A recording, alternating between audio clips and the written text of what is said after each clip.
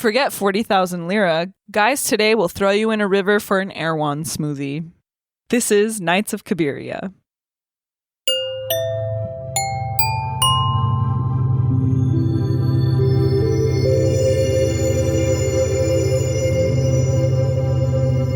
Yeah, no, I've never had one. Yeah, I mean, it's ridiculously overpriced. I don't know. I'm not into it. It's like, I love Whole Foods. I'm good with Whole Foods. I know, just Whole Foods, you have the whole Amazon component, but I do love Whole Foods. Oh, yeah. I just started going to this cute little market kind of by here that I really love. And it's like this little mom and pop grocery store, but they just take so much pride in like their produce. Like it's beautifully presented and every piece of fruit looks incredible. They have an amazing meat counter. Is that the place we went one time? No. Wait, what are you thinking of? I think we got sandwiches from somewhere around here, didn't we? It's like a market. Oh, Ginger store, Market? Maybe. BLTs? Yes. Oh, okay. Yeah, I forgot I went there with you. Yeah, that's good. That's not that place, though. Good. This is like a full grocery store. Cool. Hello. Hey. Welcome to Seen and Heard. We have returned after a month. We're back. If you haven't joined us before, welcome. I'm Greg. I'm Jackie. And we normally cover the Sight and Sound list here. And it's with great sadness to report that this week's film is not on the Sight and Sound list. Yeah, I don't know why, but we're righting that wrong by doing an episode about it. Yeah, I feel like, well, this is our personal print series. And this is where either Jackie or I bring a movie to the table that is very meaningful to us or foundational, just a real favorite. And I realized, Jackie, we haven't done one of these in a year. The last personal print we did was last summer. It was over a year ago. It's when I brought in Women in Love. What? So if you remember that was a year ago? That was last summer. That's really weird. That was like July or August of 2024. That was a year ago. Yes. So we were overdue. In fact, I feel like, Jackie, I've been bringing it up to you. I've been like, Jackie, it's your turn to do a personal print. Yeah, but I hate choosing favorites. I know. And you'd be like, me. oh, I need to think about it. And then here we are. I don't like it. But this movie is like undoubtedly like a personal print. For a lot of people, probably. Yes. And that's why I find it so weird that it's not on the list. Nowhere to be found on the list. I know at least two friends of mine, that have this in their Letterboxd top 4. It used to be in mine. You bumped it. It's not that I bumped it. I like to rotate things sometimes. I do too. It's still one of my favorite movies. Like, I can easily put it back in any day I want. I think you might have to after this episode. Maybe. But yeah, it's Knights of Cabiria. We haven't said the name of the movie except at the start, but it's Knights of Cabiria. Fellini. Yeah. This is our second, a third Fellini on the show. Yeah, my favorite. We did 8.5 in La Dolce Vita. Yeah, did we do? Yeah. Those were the two. Yeah, I think so. We did 8.5 pretty early on. Mm-hmm. And that was an episode that I regret. I don't regret. What? I don't love 8.5. Oh. I don't love it. I don't think it's one of the, it's not in my personal canon. I'm much more of a La Dolce Vita guy than an 8.5 guy. And I'm a big Fellini fan. Both. I love this the most. Yeah. Well, before we get into Knights of Cabiria, because we have been gone for about a month. Yeah, let's talk a little bit. Do you have any highlights of movies you've seen in the last month? It's been dark. It's been dim. I did see Brewster McCloud, though, which I actually really liked. That's a wild movie. I love it. It's so fun. Let's see. I saw that. I don't really see anything else that's just Brewster McCloud. I obviously saw stuff, but nothing that's like popping out to me to report. I mean, I saw the new Downton Abbey movie. How was that? I haven't seen it yet. Oh, really? Yeah. I heard it was like the best of the three. Not at all. Who said that? I don't know. Someone. No way. I like the one where they shoot the movie. Oh, the second one. Yeah. By the way, we were all clueless. Like, we've all watched Downton Abbey. Obviously, we saw all the movies. We went in and it's like, she's married to him. She's married to... And I'm like, what? When did this happen? I really didn't remember anything. There's like 10 kids running around. I'm like, whose kids are these? It jumps forward in time then? No. Oh. I just don't remember because so much shit happens and there's so many characters. But listen, it's fun. I like going. I'll go to any of them. Yeah. So what I think is going to happen probably in like 10 years, and this is my friend Dion's prediction, is that they'll do like a World War II, Downton Abbey during World War II, and it'll be, you know, George and Sibby and all that. And even though this one's called The Final something. Yeah. the final. No, what's it called? The final. The goodbye. The farewell. The final countdown. Everyone's retiring. I'll just tell you now. The grand finale. It's the called. grand finale. No, whoever said this is the best one, wrong. I saw The Way We Were when Robert Redford died. Rest in peace. Honestly, that's a horror movie. That's not a love story. I don't know why it's been sold as this like one of the greatest love stories of all time. It's not. I've never seen it. Worth seeing because Babs is just incredible, and so is he. But it's not a love story. Yeah, kind of uneventful, honestly. Yeah. But I watched a lot of Sopranos. So that's kind of what I've been doing in the evenings. It's so good. I've been meaning to go back. It's so good. Yeah. I love it. Yeah. It's really fun. So that's me. Cool. The big one, you would be happy about this. Because there was this week where I was sick. I got COVID again. And I was laid up for like a week with just feeling like trash. So in that week, I did the Antoine Doinel series because I'd only ever seen 400 Blows, but I've seen it a number of times and I love it. And I was like, why have I never seen the sequels? Yeah. And so over the course of a week, I just did all the sequels and they're all delightful. I know. They're Except so I don't good. really like the last one. You know what? I was just Run? about to say, yes, Love on the Run is the weakest of them. It is. But Antoine and Colette is delightful. I love it. Stolen Kisses. Stolen Kisses is amazing. And then maybe Bed and Board is my favorite. I was about to say it might have been my favorite. Bed and Board is my favorite. But yeah, it's kind of like, I always assumed that like 400 Blows was the masterpiece. And then the sequels were like, yeah, they're there. But they're like, now I can never go back and watch 400 Blows without thinking of the journey. His future, yeah, exactly. His future. And it's so beautiful just watching him grow up before our eyes. Like, I love it. And the fact that it's Truffaut, it's a stand-in for Truffaut. So they feel very personal and they're just fucking When great. you see him have a baby in Bed and Board, like, I cry. I'm like, wow. It's the kind of thing too where like, here we are, our first episode back. Like as I'm watching them, I'm like, this is why I'm like, I'm enjoying these so much. And like, this is exactly what I don't get from Godard. For those of you who are new, Greg does not like Jean-Luc Godard. Yeah. And I'm not totally alone. We get comments. We get a decent amount of comments that are also like, yeah, fuck Godard.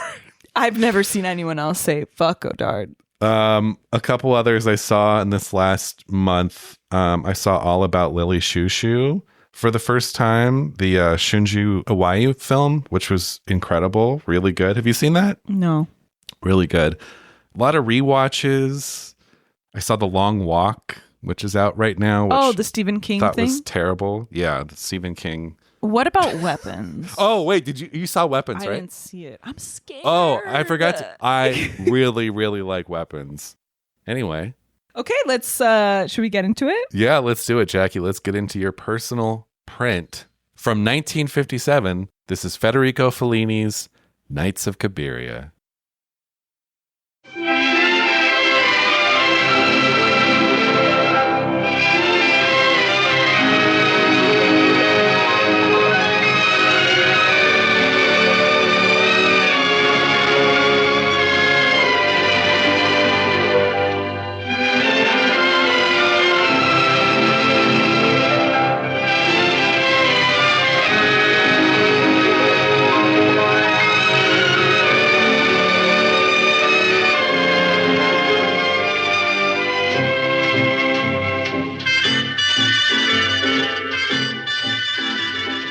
Nights of Cabiria was released in 1957. It was directed by Federico Fellini, screenplay by Fellini, Ennio Flaiano, Tullio Pinelli, and Pier Paolo Pasolini.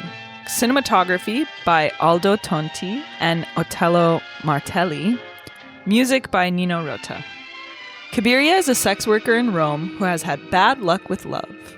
She nearly drowns when her boyfriend pushes her in the river after stealing her handbag. Cabiria comes back kicking and gets picked up one night by a movie star, Alberto Lazzari, after she witnesses him and his girlfriend argue. He takes her to a club, then to his mansion, and just when she thinks her luck has turned around, his girlfriend shows up. Cabiria hides in the bathroom all night, and the next day Alberto sends her on her way, insisting she take payment. On her way back home after a job, Cabiria is lost in the outskirts of Rome and sees a man delivering food and supplies to the poor who live in the grottos underground. She even recognizes an old friend, an aging former working girl. Cabiria and her friends take a pilgrimage to a mass honoring the Virgin Mary when one of the pimps wants to take his uncle to be cured. The huge crowds profess their love and beg for grace, and Cabiria is deeply moved, invoking St. Mary to help her change her life. Cabiria is disheartened after the mass to find that neither her nor any of her friends have changed.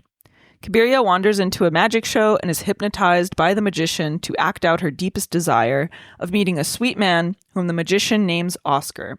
After the show, Cabiria is approached by a man named Oscar, who swears that their meeting is an act of fate. Despite her reluctance, Oscar pursues Cabiria, lavishing her with gifts and asking her for nothing in return. When she tries to break it off, he asks her to marry him, and she tells him who she really is. Oscar doesn't care about her past, and Cabiria sells her house to go away with him. Oscar starts to become nervous and quiet, and as Cabiria and him walk near a cliff, she realizes he is turning on her, just like her boyfriend at the start. She breaks down and begs him to kill her, but he just takes the money and runs. Wandering on the road, Cabiria crosses paths with a group of young people, dancing, laughing, playing music, and having a great time. Cabiria is uplifted when a girl greets her with "good evening," and the film closes with Cabiria, a single black mascara tear on her cheek and a smile on her face. The film stars Giulietta Masina as Cabiria, Francois Perrier as Oscar, Franca Marzi as Wanda, and Amedeo Nazari as Alberto Lazzari. That's the movie star, so it's a kind of fun play on his name. Also, this is so funny, but the actress who plays Jessie, her stage name was Dorian Gray. Yeah, I don't know saw if you noticed that in the credits. Also starring Dorian Gray. Giulietta Masina and Federico Fellini met when she was a radio actress and he was a radio scriptwriter in the 40s. They got married.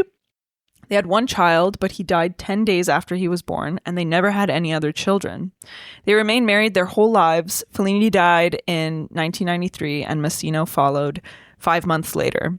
I saw this crazy video that claims that Federico Fellini choked on a piece of mozzarella, and that triggered the heart attack that killed him. I've never Don't heard that. know if that's true. Sounds very stereotypical. If anyone has any knowledge about that, please let us know. It sounds like the Mama Cass ham sandwich thing, which is also not true. Yeah, it's like I was telling Greg, it's like if people claim Godard choked on a baguette. But, the film is the third collaboration between Giulietta Masina and Federico Fellini after La Strada in 1954 and The Swindle in 1955. However, the character of Cabiria, played by Masina, appeared briefly in Fellini's film The White Sheik in 1952. Well, also, she was in Variety Lights, Fellini's first film that he co-directed with another guy. Oh. Yeah. Thank you, Greg. No, of course. They would go on to make Juliet of the Spirits in 1965 and Ginger and Fred in 1986, which is a movie about Italian impersonators of Fred Astaire and Ginger Rogers, and it's her and Marcello. Right. Which I've never seen and sounds amazing. I know, same. Despite the huge success of La Strada, Fellini had trouble finding financing for Cabiria, mainly because it was a story about sex workers. Finally, Dino De Laurentiis stepped in and financed the film. He had final cut, and he begged Fellini to take out the sequence with the Good Samaritan who gives to the poor people in the caves. He even stole the actual film sequence at one point, and Fellini's like, okay, fine, it won't be in the movie. And then, like, 6 or 7 years later, he called him and he was like, can I have that back? Like, I want to put it back in the movie when I show it to, like, students and stuff. So when the film was restored in 1998, it included that sequence. But when it came out, that was not in it. Pasolini was brought in as a writer because apparently he was very familiar with the underworld of Rome and knew how they spoke. Big surprise. Yeah. It was shot on location all over Rome and also at Cinecittà Studios. The film was a huge success. It won Best Actress at Cannes and San Sebastian. Before 1956, the Academy Awards would hand out a special prize if there was an exceptional foreign language film. but 1956 was the first year of the actual category of Best Foreign Language Film. And La Strada won. And then in 1957, Nights of Cabiria won. So Dino De Laurentiis and Federico Fellini won back-to-back, including the inaugural year of the category. The Broadway musical Sweet Charity and the film adaptation by Bob Fosse is based on Nights of Cabiria. And yeah, this movie's not on the list, but a lot of other Fellini movies are. Amarcord is number 157, 8.5 is 31. And La Dolce Vita is 60. There's no La Strada, which I really thought was on the list, and I'm very surprised. I'm even more surprised that's not on the list than this movie, honestly, even though I love this movie more. Well, the fact that Amarcord is, these are better than Amarcord. Absolutely. Absolutely. And I don't even remember Amarcord. Like, I remember it, but it's just like one of those classic, like, Italian small town, like, there's so many movies like that, I feel like. Yeah. And La Strada and Nights of Cabiria are like iconic, important, like that's what they show you in film school, I feel like. So I'm just... But how much Godard is on the list? Yeah, what the fuck? See, that's a weird... I mean, Fellini has his place in the pantheon, but like, why are there so much more Godard films than Fellini films on the list? Like, yeah. Anyway, it's personal taste. Those are my specs. You know, I haven't seen Sweet Charity. Oh, you haven't? No. Oh, you're the big musical fan. I know, it's terrible. It's good. Yeah, when we were thinking of log lines, I was like, "Hey, big spender." You're like, "What?" And I was like, and then "Jackie." I realized it's in Sweet Charity. Yeah, you know, it's good. It's good. Yeah, but it's a little different. She's like She's like a dance hall. Yeah, she's girl. She's not a call girl. Yeah. But the movie does follow a lot of the same beats, and the music is great. And I think when I first, as a very brief tangent, when I first got into Bob Fosse, I saw All That Jazz, which blew me away, and I thought it was an incredible movie. But it wasn't this like big musical spectacle I was expecting. And then so I went to Cabaret next, and I love Cabaret, and both of those movies are some of my favorite movies ever. But he choreographs Cabaret to look kind of shitty because it's this like seedy nightclub, and so all the choreography is like kind of a little bit janky. Yeah. When I finally saw Sweet Charity, I was like, oh, this is like, that's Bob Fosse going full Bob Fosse, like dance. It's beautifully done. I know the movie kind of has like I think even he disowned it later. It was a big flop, but it's good. It's Shirley MacLaine and Ricardo Montalban. It's great. So Jackie, this is, you brought this personal print in. Yeah. So why don't you tell us what this movie means to you? Yeah, I'm not sure when I first saw this. It was probably the pandemic. Oh, wow. And I hadn't rewatched it since at least 2022. So this is my first time seeing it since at least 2022. Yeah, I mean, from the first watch, like the second it's over, I'm like, boom, one of my favorite movies. That's like the best movie ever. And it hasn't changed. And I didn't realize how much it's influenced me. Like, I wrote this script and I'm sitting here and I'm watching this movie 2 nights ago and I'm like, oh, damn. Like, this influenced me a lot. Even the name. I mean, I always knew the name where it came from, but still the name of my script. But I think it's one of the all-time greatest performances. I think when you have no idea how this ends and you see that ending for the first time, like, it's truly one of those life-changing magical movie moments that you just can't replicate. Like, and I just remember sobbing, and it's influenced me and I love it and I think about it all the time. And it's just, I love that it's episodic. It's such a perfect like Fellini example. Like, there's a whole like religious pilgrimage part. There's the whole circus element. You really get everything you would want like in a Fellini film. Plus you're blessed with the greatest Giulietta Masina. I just, it still slaps. This is maybe my third time, maybe my fourth time seeing it. I'm not quite sure, but this is what an all-timer is to me. It's like something that gives you that bittersweet tragic comedy. Like, I think those make good all-timers. And this is just a classic example of it, I think. Those are my initial thoughts. That's beautifully said. What about you, Greg? I agree. I scoffed when you said that you first saw this during the pandemic, but then I looked at my letterbox and that's when I saw it for the first time too. So mean. It's funny because I've known about this movie forever. Back in the day, my local record store when I was growing up had a Criterion section, and it was a formative section for me of just like in the DVD era being like, oh, what's this and what's that? And this had such a striking cover. But I reached for 8.5 and I reached for La Strada and stuff over this. And for some reason, it took me years to get to this. And I don't know why. But we first did this with the film club. I think it was in 2021. And that was the first time I saw it. And actually, the first time I saw it, I liked it. But I think because it was built up so much for me, and I was already like a big Fellini fan, I didn't like love it that first time I saw it. I liked it. But I think I was expecting something a little different because it is what you said. It is this very typical Fellini film. It's episodic. You get the religious stuff. You get like the vaudeville, like the show business stuff. Like it's all there. You get Rome and sort of the bustling cosmopolitan thing that's going on, but also the outskirts, and the financial crisis, the literal caves on the outskirts and stuff. So seeing it this time, I did love it. And having, what's funny, I think I saw Sweet Charity before I saw Nights at Cabiria. Really? Yeah. But no, I mean, what's there to say? It's a fucking incredible it's just perfect. movie. Like, I think, look, I think La Strada is a beautiful film. It's very kind of fable-like, and it's very like almost like a storybook element to that, whereas this feels more kind of like La Dolce Vita mini. But like it's about something different than what La Dolce Vita is about. People being dead inside. Yeah. And that's not what this is about. It's the opposite. There's a hopefulness to this movie. Yeah. And I think it's impossible to have a movie with Giulietta Masina where that's not a big theme of the movie. Yeah. Because her face gives all of that. Ugh. I mean, there's a childlike quality to her, especially in something like La Strada, but in this too, where she just wears everything on her face and her eyes are so expressive. And I know. It's the eyebrows too. The eyebrows, yeah.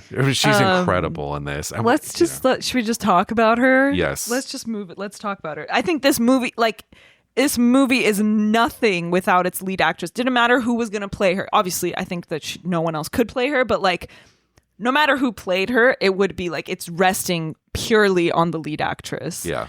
And the way that she just inhabits this role and like the like tomfoolery and the heartache all in one. And I remember being so taken aback by how frustrated she is and how frustrated she gets.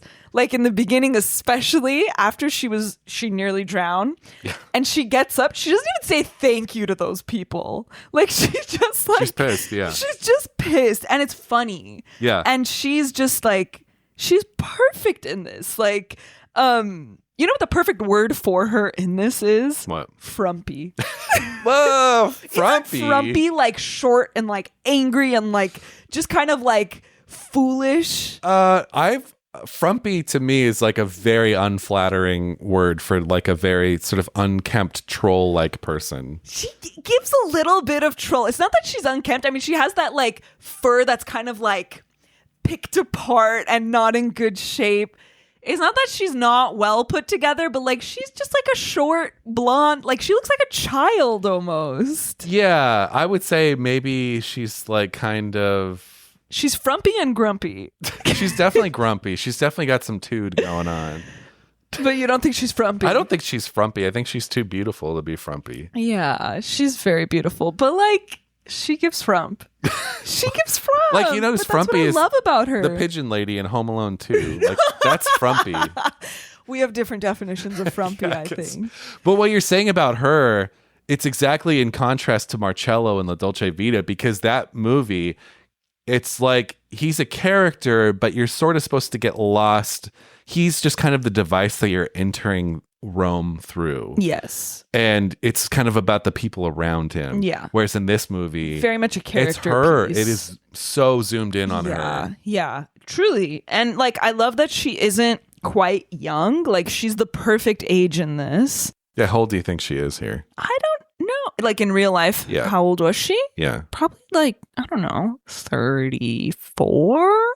Yeah, she was 30. Let's say they filmed it in 1956. If it came out in 57, yeah, she was like 34. Wow. That was a good guess. 34, 35. perfect age, I think, because I feel like whenever you do something about a sex worker, like they're either like really old and sad, or they're like super young and you're supposed to like fall in love with them because of that, and like, oh, poor her. Yeah. But this is perfect, I think, because it's very real. Well, it's funny too, because the sex stuff of it is so peripheral. Like you never see her with no a customer, let's say. I mean, the movie star, but like it's different. It doesn't go anywhere.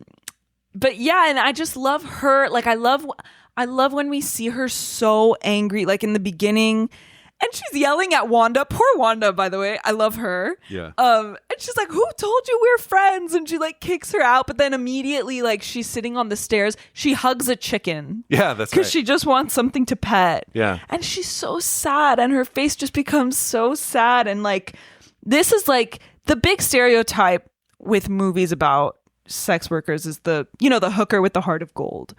Is she the hooker with the heart of gold, or is she just like not a bad person who wants love? Because I don't think she's the hooker with a heart of gold. Mm-hmm. I think she's just a normal person. Like, trying to survive. And I have mixed feelings about that stereotype, because like heart of gold just means what? Like they're misunderstood, but to me, like, aren't most people who are worth making a movie about misunderstood? So, like, I have weird feelings about this whole stereotype of, like, hooker with a heart of gold. Like, I don't know. Like, it's a cliche. Like, this isn't Pretty Woman.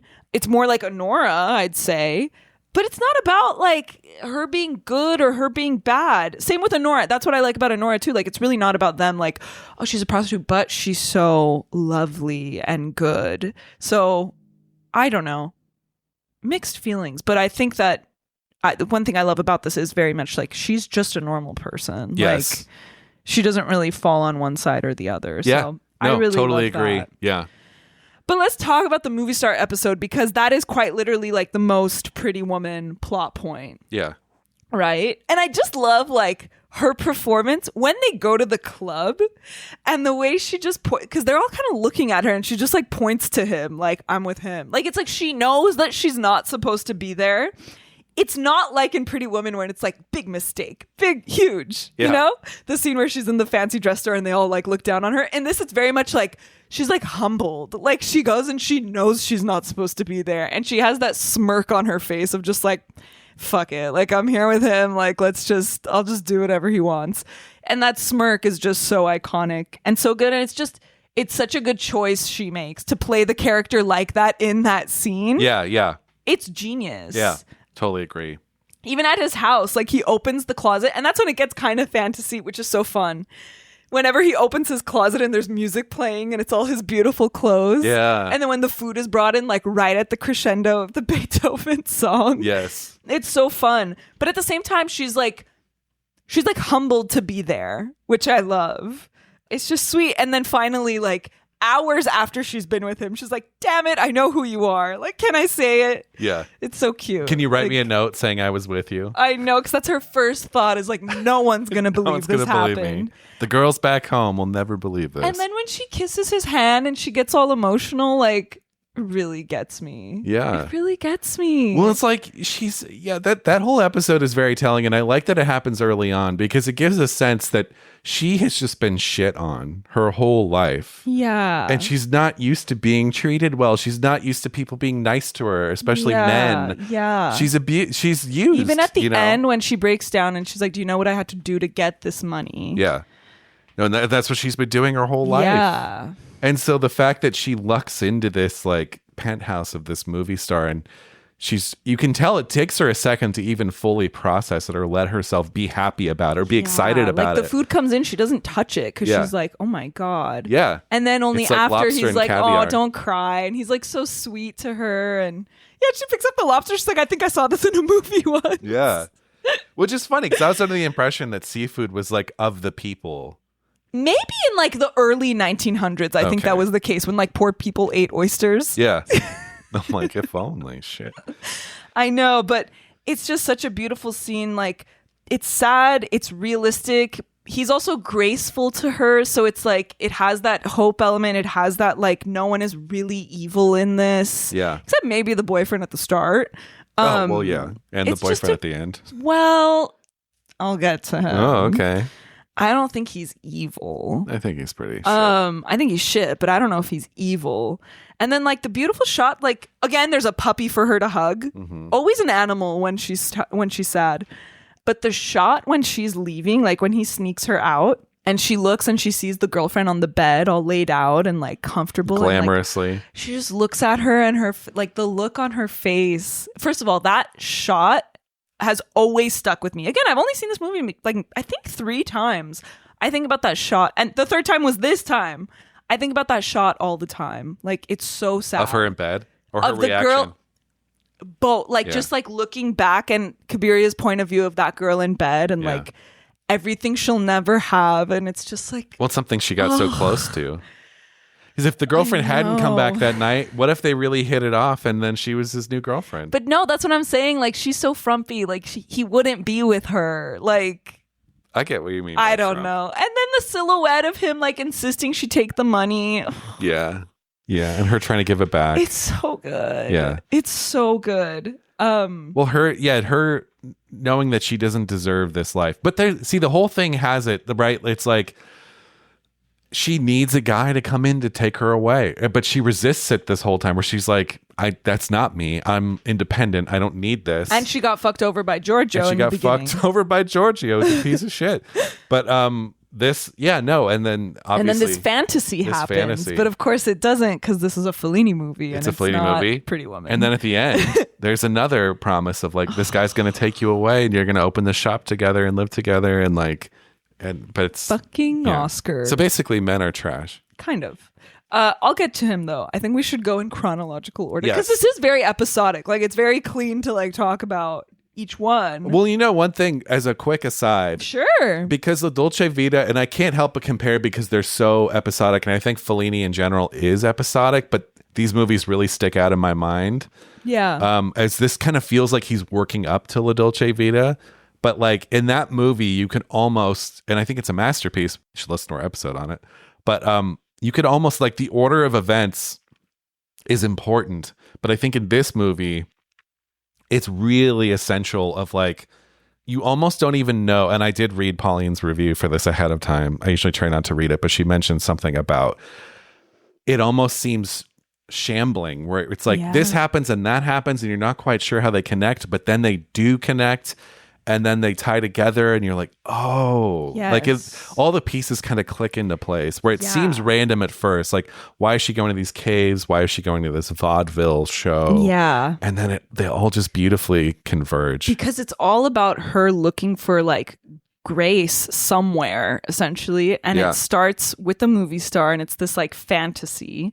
And then it's like, it gets into the religious part and it's like, okay, that's like the most socially accepted magic. Like, let's try this. Yes. And then there's the literal vaudeville magic show, which leads to that last section. So you're right. It's like once you look back at the end, you're like, okay, I see the steps she took and how she got here. Yeah. But that religious section, so it starts with the guy donating the stuff in the caves, and then they go to the church. It's all kind of one episode, but it's all spiritual, right? And it's like, I like how it's like they're standing in the street and they're making fun of her saying, you didn't go to that guy's house. And she's like, okay, believe whatever you want.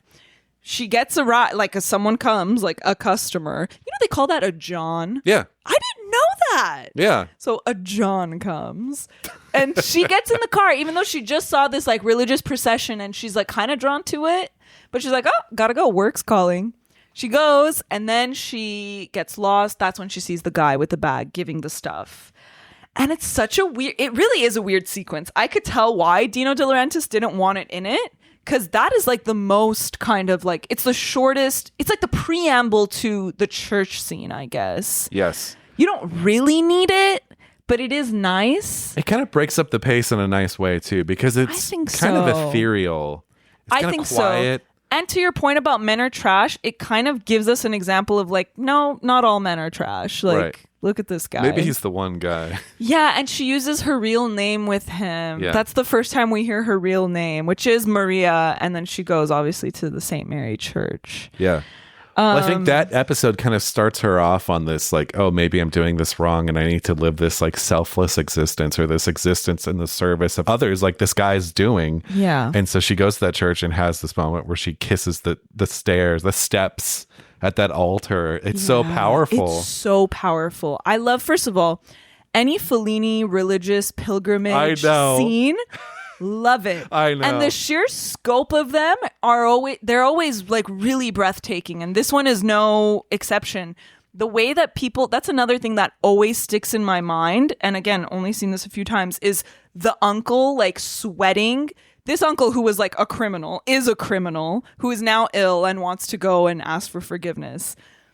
On crutches, sweating, struggling, going up that hill with all those people around him. I think about that a lot too. And I think even the progression of events, like they're at the bottom, they buy the candles. Oh, what size candle do you want? I want the long one for this much money. And them all holding these really long candles as they're going We're going to up. take a picture here. Yeah. You're going to take a picture with that nose. Get out of here to that guy. Yeah.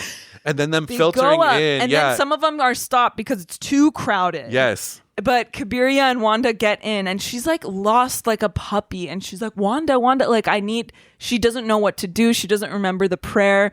When her candle goes out and she like quickly lights it as if her salvation like depends on that candle being lit. Yes. Her face, like I could just watch this woman's face like for hours.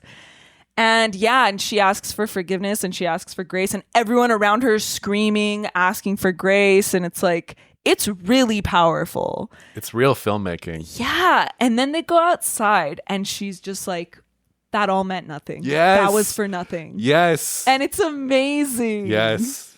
Oh. It's so good. It's it's the kind of thing where, again, Fellini makes it look easy in the way that he builds these moments up. They start small and then they crescendo and it's like, oh, he makes it look so easy. But it's like, this is what most filmmakers should be doing. Yeah. Is creating these moments. I feel like people don't know how to create moments anymore. Yeah. They know how to do twists and they know how to create like a vibe, but they don't always know how to like take a little thing and kind of build it up like a piece of clay. Add this element and then this element, and then it just becomes this whole set piece. Yeah. When they drop the uncle, like when he's like, you'll be saved, like just walk. And he's like, no, I'm scared. And he falls like, talk about crescendo and like build up of this guy that we just met who we don't really care about, but like we're watching him struggle and then like he just falls and then they're all outside and she's like, damn, like that really, we haven't changed. What was that for? Yeah. It's really sad. Yeah. And then she sees the nuns walking and it's just like her hope and salvation just like fleeting away. And she's like, all right, it wasn't this. What's next? And then later when she's talking to brother Giovanni, is that his name? Oh, yeah. And then he's she probably, goes and he's like, you confesses, probably I didn't forgot ask about right. that part. It's like, you probably didn't ask right, or you didn't ask in the right way. It's also very funny you bring that up because she wants to talk to him. And he even says, like, I'm not often there. I'm hard to find. And she goes and he's not there. Yeah. And the priest is like, just go to any church. And she's like, no, I'll wait. But we never see her actually do her confession. Yes. Which I really like. Yeah. So there's that. And then it goes into the magic show right up. I mean, it's not the same. It's not supposed to be the same day, I think. But there's no interlude between that and like, okay, I'm going to go back to work. Yeah. It just goes into that. Well, it's so beautiful what you said too, because it's like the magic of religion, this old world spiritual magic versus the vaudevillian magician. Which actually can do magic, by the way. Is more effective for her than the religious experience. But then it was all a lie again, because it's like Oscar who's like, I came here by fate. Like, it's fate. Yeah. The magic show is very Mulholland Drive to me. Yes, totally. He was a Fellini fan for sure. David Lynch. I love like her on that stage with that flower crown and it's smoky and the crowd is behind her and she's backlit. God. It's so great. And then when she comes to and there's that like push in and she realizes where she is. Yeah. So good. Yeah. Here's my question. Do we think that Oscar changed his mind when he learned that she's a sex worker? Or was he always out to play her? He does seem very genuine. That's what I'm saying. Yeah. When he approaches her, he is so cute and genuine and sweet sounding. That's a And he good has question. Flowers, because that's what happens in Sweet Charity. Actually, I looked it up. Because he just abandons her because he learns that she's a call girl. Well, she's not a call girl. She's like she's whatever, like a dance dancer. hall, whatever. I don't remember. That's what happens. I looked it up because I was like, if she's not a sex worker in that, then why would the guy leave her? But I looked it up, and apparently, like, she tells him the truth, and then he breaks up with her, and he's just like, I can't stop thinking about you and other men. Oh. Yeah, I don't know. I think you could get that from this for sure, because he does seem so. There's a moment with him, right? Because when he's courting her, maybe he's just a great actor, but like he is very genuine. Why would he court her though? Like, how would he know that she has money? And she doesn't even have money. He steals the money that she gets from selling her house. That's true. Like, it's weird. Is his name even Oscar? Good The question. thought here would be that it is, and then he just changed his mind. Yeah. I don't know. You know, possibly. Because, yeah, how would he know that she has this money? And it's just money from selling her house. Yeah. And her life savings. That's a pretty long game to play if you're just going to steal her money. That's what I'm saying. It's like they go on at least 10 dates, if not more, because there's that moment. Like, how can we get married? You've like, met me 10 times. 10 times. So he's, there's. I don't know. I love how she's like, anyway, what'll we say to each other?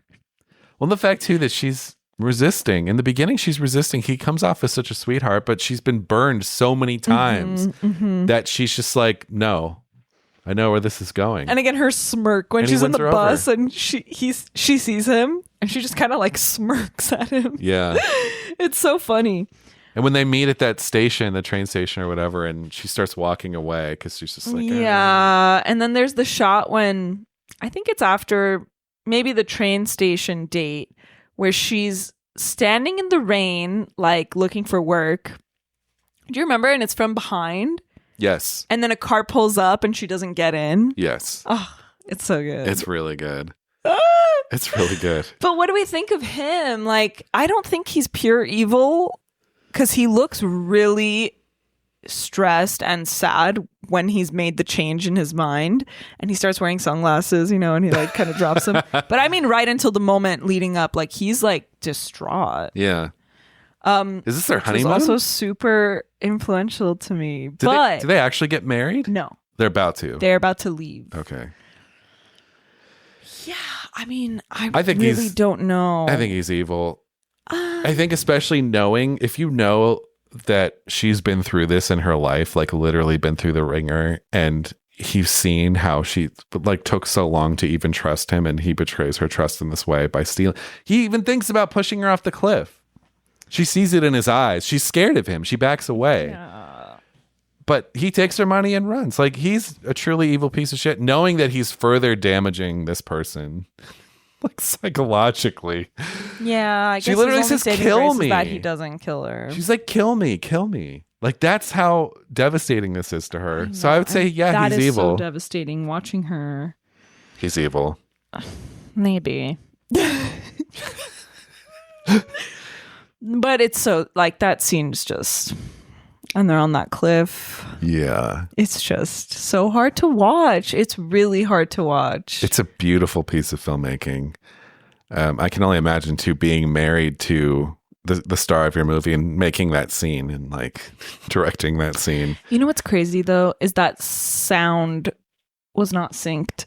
Oh, yeah. Most Italian films, yeah. So imagine going in the booth. Having to recreate that? That's what I'm saying. Yeah. I want to hear, I wish that there was a magical fairy that could tell me, like, what it sounded like on the spot. Well, pretty soon with AI, I'm sure we'll be there. But yeah, no, it's a devastating scene. And the balance that Fellini does with going from that scene into that little parade that happens that ends the film is a very delicate one, because that could have very easily come off as cloying or like too much. But like, oh, what? Now she's just like gets a smirk because there's music and people. Because someone says buonasera. But he pulls it off. He really does pull it off. No. And it's a hard thing to balance. I think like that's a tricky transition. I think it's because they're random people. Like, it's not like it's like imagine if it was Wanda. Wanda saying buonasera. Yeah. Obviously wouldn't work. I think it's because it's random people and it's like young people and like, I don't know. It's just so lovely and so simple. Like, Ugh. Well, it goes in with the whole Fellini thing of life is a circus, right? It's like finding contentment in your fellow circus people, and it's all a show, you know? It's all about song and dance. But in that moment, that's not what I think of. In that moment, I just think of genuine humanity. Like, it's just like like the way that like just someone saying good evening to you can just like turn your life around. Yeah. It's crazy. Yeah. And she does look right at the camera for a second. She does. And it's so good. What would have happened if those people didn't come out of the woods? I'd probably kill herself. I don't know. But then I don't see that for her. Here's the thing. She's a survivor. It's very beautiful because it's like, yes, that happened, and that might have been the salvation that we saw of her.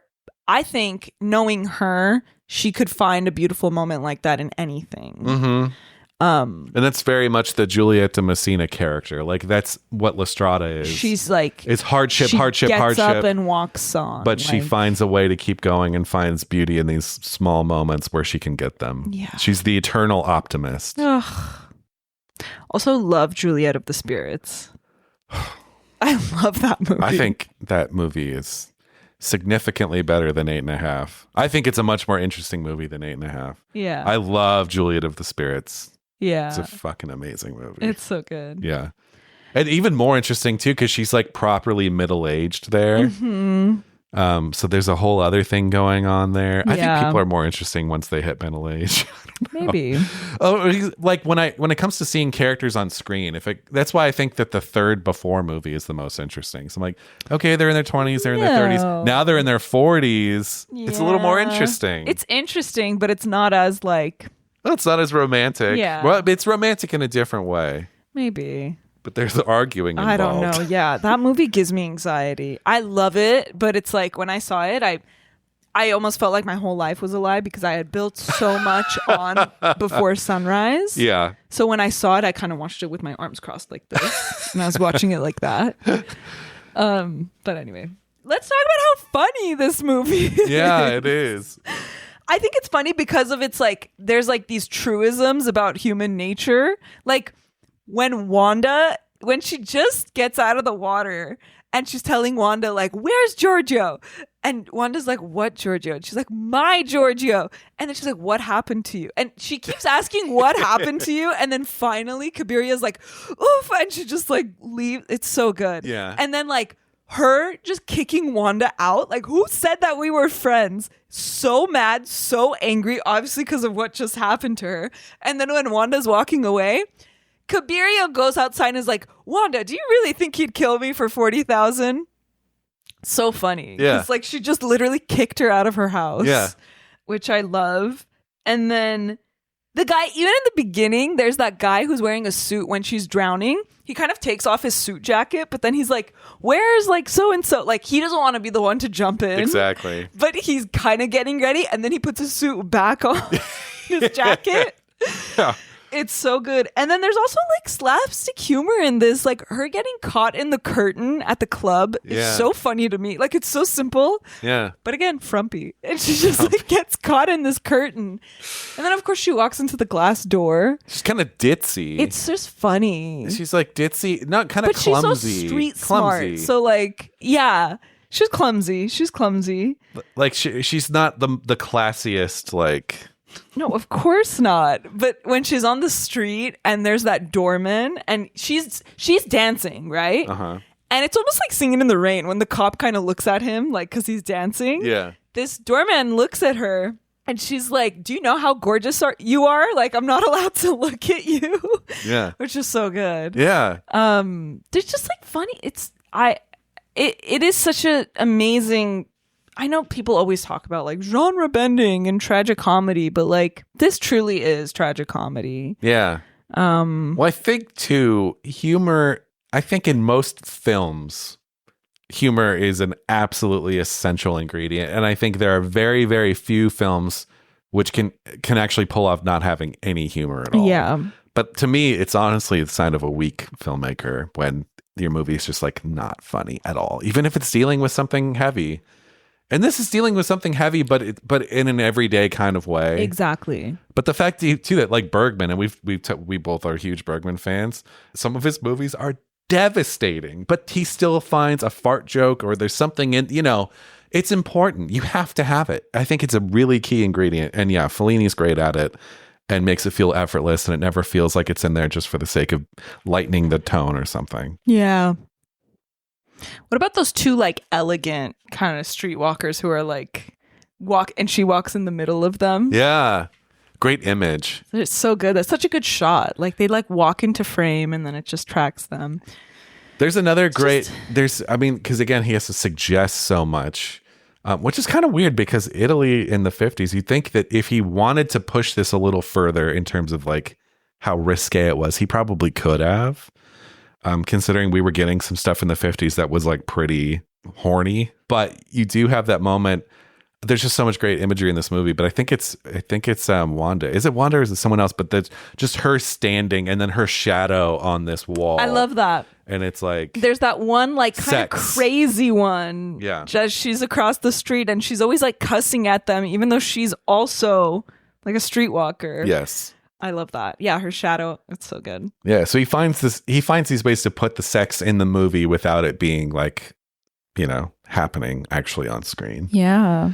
Which is funny because it is an essential part of who she is. It's her profession, but we don't ever see her off with someone. Yeah. Even kissing. No, she doesn't kiss anyone in this movie except Oscar at the end. Because she's like, "Aren't you going to kiss me?" That's right. God damn. God damn.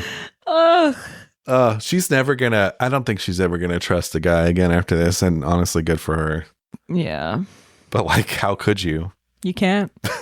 Oscar put in the work too. Like he came off very trustworthy. I know. That's why I'm like, there's no way he was planning this the whole time. But then what is it? Like he learned she's a sex worker and like judged her for that and said like, you know what? I can just steal her money and like, I won't be a bad person because she's a bad person. I don't know.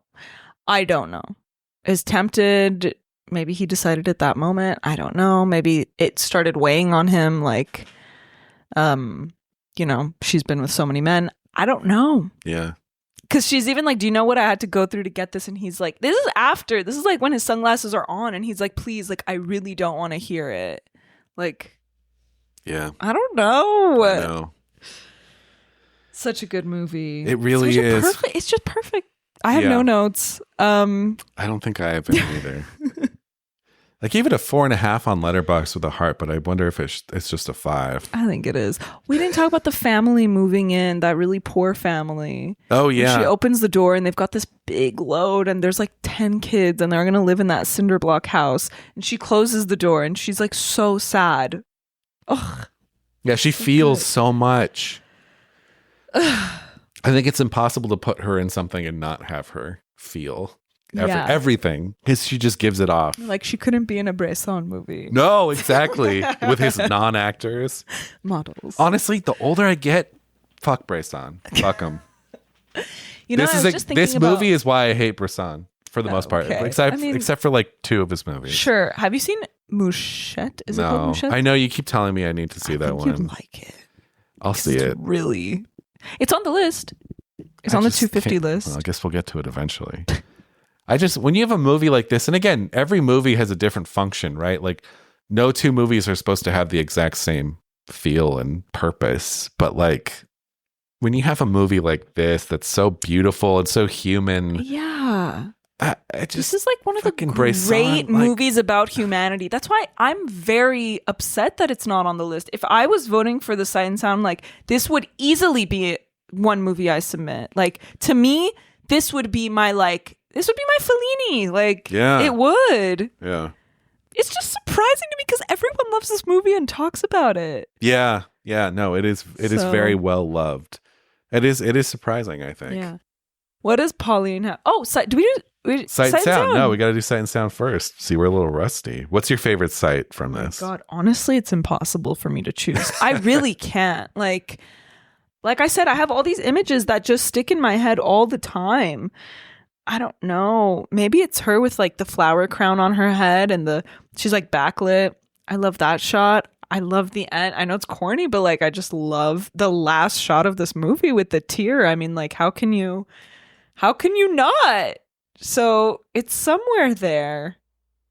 That's What about you? I have a combined sight and sound. I guess I'm corny, but yeah, it's the end. It's honestly, the final shot. My favorite sound is Buonasera. I mean, it really brings the whole movie That's together. It. Yeah.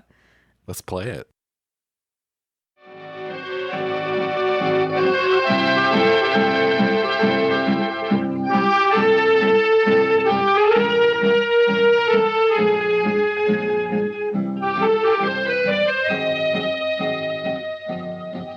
Buonasera.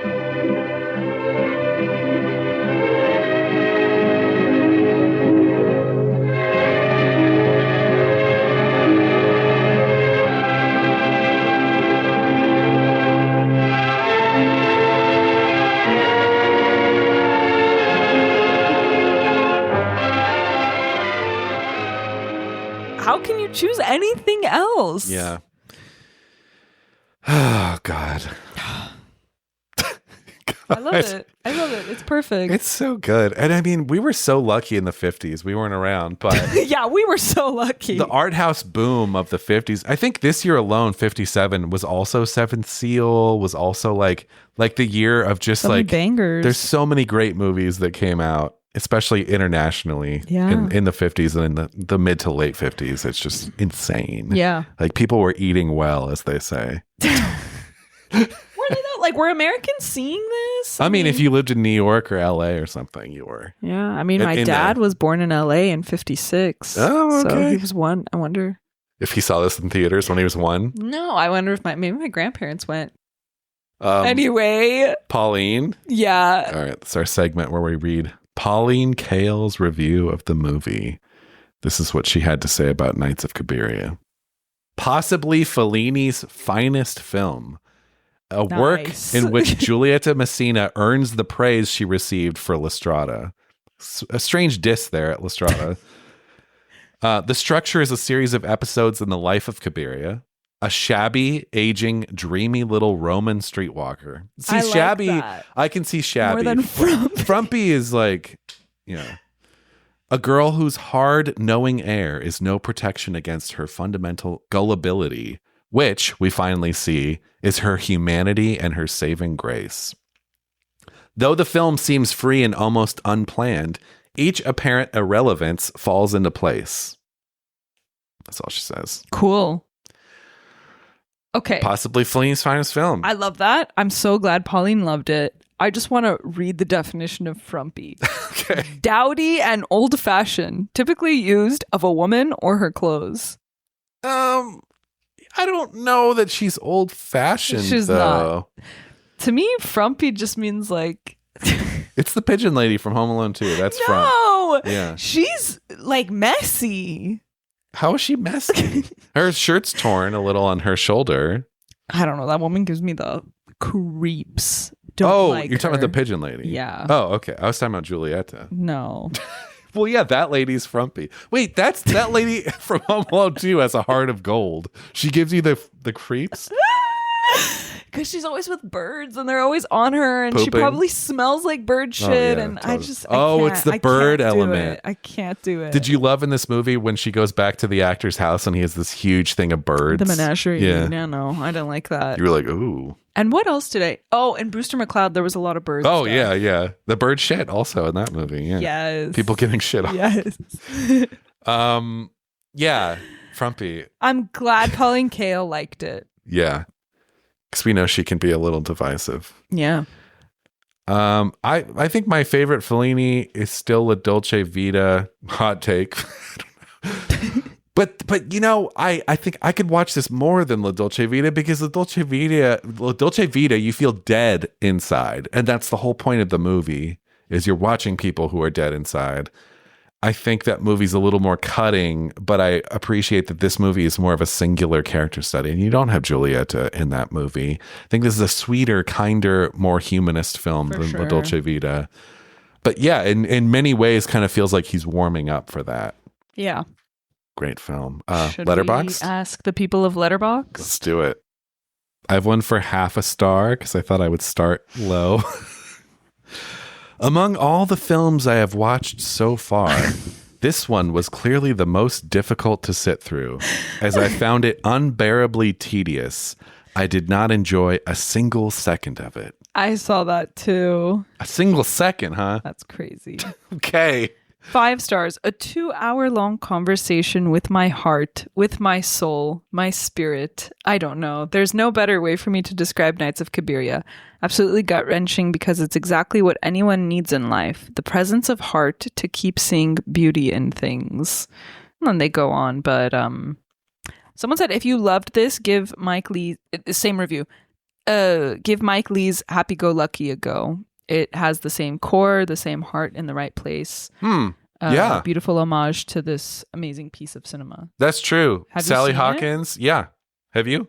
No. Mm-hmm. Yeah, it is tonally kind of similar. Okay. Mm-hmm. I'm a huge Mike Lee fan. In fact, I love Mike Lee too. just as a maybe hint, the next time I do a personal print, it may or may not be a Mike Lee movie. We should do a Mike Lee movie. 1 star. A tedious, aimless film. I saved all of these too. With 0 redeeming qualities. I hate Fellini's neorealism, and I hate the film's protagonist. I expected so much more based on the synopsis. Here's the thing. Neorealism, I think there's a hint of it here. Yeah. There's a hint. Yeah. But the flights of fancy that Fellini indulges in are here also. Yeah. And so it's not, this isn't Rome Open City or Bicycle Thieves. So Ebert always said that this was his transition from neorealism to his like style that we would come to know, and this is the transition film. Well, it's funny because La Strada before this has some of that in there, but it's also this fable thing. So it's not even, yeah. Okay, so here's a 1.5 star review that actually is not just like someone is crazy, but the trope or idea that working class people should remain optimistic despite all that happens is far too common, especially in bourgeois art such as this, to the point that it is disturbing. In Nights of Cabiria, that's all the film consists of. Something bad happens to Cabiria, she gets over it, and moves on to the next thing, retaining a smile and optimistic, almost childlike outlook on life. Even putting the film's promotion of false consciousness aside, after this happens once or twice, it becomes mind-numbingly repetitive and boring, especially when I did not for a second remotely care for anything that was happening. What do you think about that? Saying it's bourgeois to be like, oh, if you're working class, you should be like, I disagree. And also, I'm pretty sure Fellini grew up working class too. And like, Giulietta. What, they're not allowed to be happy? Yeah. And so are you saying that the only people that can tell these kinds of stories are people who are, I mean, but that's, see, it goes, if you're making films, especially during this time, yeah, you are kind of part of this bourgeois class or whatever, but like to say you should only be making movies about the bourgeois society, like in La Dolce Vita, but it's like, no. Yeah. No. And also what's she supposed to do? Just surrender after the first incident and throw herself off the cliff like 10 minutes in? Is that what she's supposed to do? Like, exactly. I get what they're saying, what but kind of a story about humanity would it be if it was someone who was like so privileged? Yeah. That would tell us nothing. Like, just wrong. But 5 stars. Fool me once, shame on you. Fool me twice, shame on me. Fool me 3 times, please just push me off this cliff. Death is a mercy. 4.5. What a striking film to watch at a time like this. Whether your world or the world is falling apart, you'll soon find a reason to smile again. Profoundly moved. Wow. Yeah, I think that's the thing about this. It's a hopeful movie. It's ultimately an optimistic movie, like any movie with Giulietta in it, because again, that's just what she gives off. But I think it's a beautiful sentiment. Yeah. Especially in an age where so many of our movies are just pessimistic because of the times we're living in. Yeah. I think it's important to remember. 1 star. Doing the Cabiria smirk as I rate this fuck-ass movie a 1. You do not get to talk about the smirk if you're giving this a 1. 4.5. One of Fellini's most remarkable films and a rare human masterpiece that touches the heart. I don't understand how a film with this much sadness can leave me feeling hopeful at the end. Every scene with Cabiria was both a hug and a shock. Giulietta Masina was the beating heart of the film. Every look in her eyes was enough to break you. Definitely. Fellini here isn't just telling a story. He's patting our weary souls. And the ending, it broke me and healed me at the same time. It's true. Because it's like, you can look at this and be like, okay, super optimistic. But then if you are more of a pessimistic person, let's say, you can end it being like, that's so tragic. She's smiling, but I know that she's going to get hurt again. Yes. Like, you know what I mean? Yes. So, yeah. What a picture. This was Knights of Cabiria. So fun. Also, we didn't mention this, but somewhat relatedly, Claudia Cardinale passed away. She did. Yesterday, we just got that news, I think, yesterday. Yeah. She was in 8.5. She's in 8.5. I think she's in more of his movies. I think so. But yeah, she was like in every master what a Italian giant, director's I know. movies. I love her. She was in Antonioni, right? I'll always love her. Yeah. Yeah. I think she's like in everything. She's Leone, just the best. The Leopard. The Leopard, that we Visconti. did. Yes. Yeah. What a true icon. Love her. So rest in peace. Rest in peace. But that'll do it, I think, for Knights of Cabiria. Yeah. Our first personal print in a year. Hopefully more to come. Yeah, we should do them more. We just get often. so like on the list and it's like hard. It's like, no, let's just do one more. Let's just do one more. One more. And then we just don't do the personal prints. Yeah, because the list is our mission statement. But it's fun to deviate. Because this should be on the list. I definitely think this should be on the list. It's not like we did Clifford we did do Clifford. But that's like, we're not saying Clifford should be on the list. I don't know. Maybe. The dinosaur ride. Yeah. So next week is the first week of October. So we're going to be doing something. We actually haven't done this before, which is funny because we should have. We should have in the past. Like we do kind of like a holiday themed episode in December, but we're going to do a month of horror. And we're going to do horror mostly from the list. So we're starting with the list. This isn't on the top 100, but it's number 114 on the 2022 list. So we're polling the closest horror movie that we haven't done yet because we've already done The Shining and stuff. But this is Nicholas Roeg's Don't Look Now. Yes. So we're going to do that enigmatic puzzle of a movie next week, which is such an all-timer. Such a good movie. Yeah. So come back and join us for Don't Look Now, at the start of our horror month. Ooh, very exciting. But until then, have a great week. I'm Greg. I'm Jackie. And we'll see you next time. Bye.